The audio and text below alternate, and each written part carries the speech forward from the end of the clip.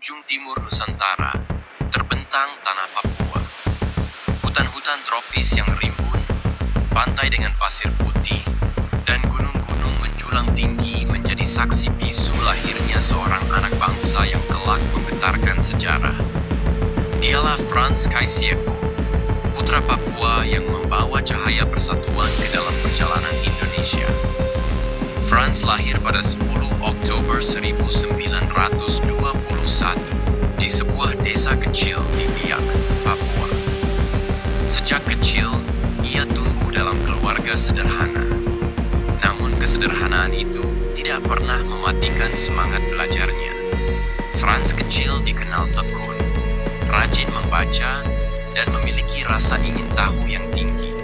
Ia belajar di sekolah guru di Manokwari, lalu melanjutkan pendidikan ke Sekolah Pendidikan Administrasi di Jawa. Di tanah Jawa, pergaulannya semakin luas. Ia berinteraksi dengan para pemuda yang memiliki cita-cita besar. Sebuah Indonesia merdeka. Dari merekalah ia mengenal api nasionalisme. Frans mulai melihat bahwa bangsa ini bukan sekadar pulau-pulau yang terpisah oleh lautan, tetapi satu kesatuan yang harus diperjuangkan. Tahun 1945, saat proklamasi kemerdekaan dikumandangkan di Jakarta, gema itu sampai ke telinga Frans. Baginya, itulah momen yang membakar semangat. Namun kenyataan tidaklah mudah. Belanda yang telah menjajah Nusantara selama ratusan tahun masih ingin mempertahankan Papua di luar Republik Indonesia. Mereka berusaha menanamkan propaganda bahwa Papua berbeda dan tidak pantas bergabung dengan Indonesia. Tapi Frans tidak tinggal diam.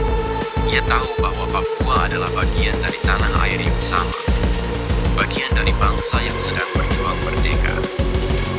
Pada tahun 1946, diadakan sebuah pertemuan penting, Konferensi Malino.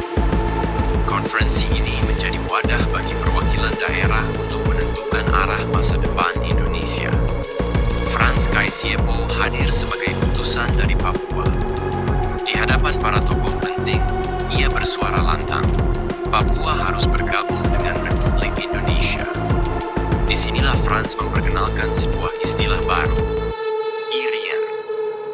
Nama ini menggantikan istilah Belanda, New Guinea.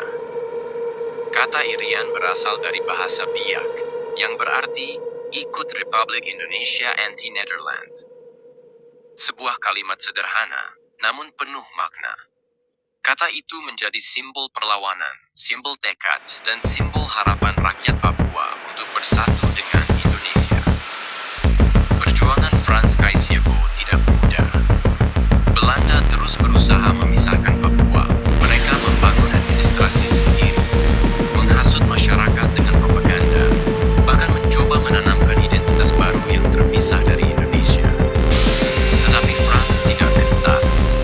Ia terus meyakinkan rakyat Papua bahwa masa depan ada di tangan mereka sendiri, dan jalan yang benar adalah bergabung dengan Indonesia.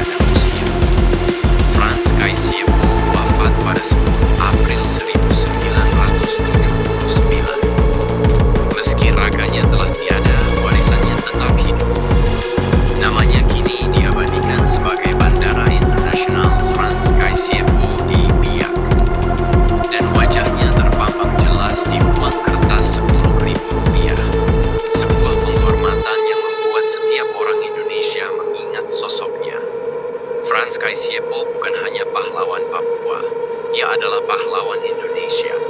Dari timur, ia bersuara lantang bahwa kemerdekaan bukanlah milik satu pulau, bukan milik satu suku, tetapi milik semua.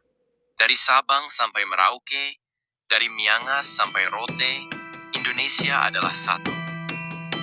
Kisah Frans Kaisiepo adalah pengingat bagi kita semua bahwa persatuan adalah harga mati, bahwa keberagaman bukan alasan untuk terpecah, melainkan kekuatan yang menyatukan, dan bahwa dari tanah Papua telah lahir seorang pahlawan yang memberikan segalanya demi merah putih berkibar abadi.